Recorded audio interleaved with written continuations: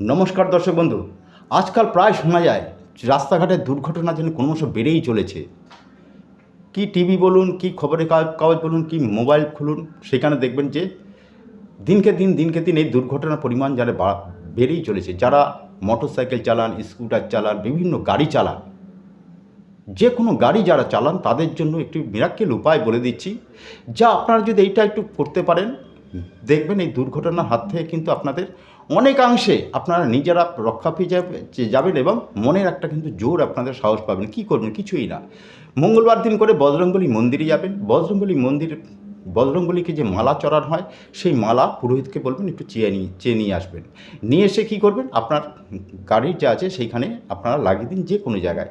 আর কি করবেন না, বজরংবলীর পায়ের থেকে একটু সিঁদুর তুলে নিয়ে আসবেন। পুরোহিতকে বললেই কিন্তু দিয়ে দেবে। নিয়ে এসে গাড়ির সামনেটা আপনার ওম লিখবেন।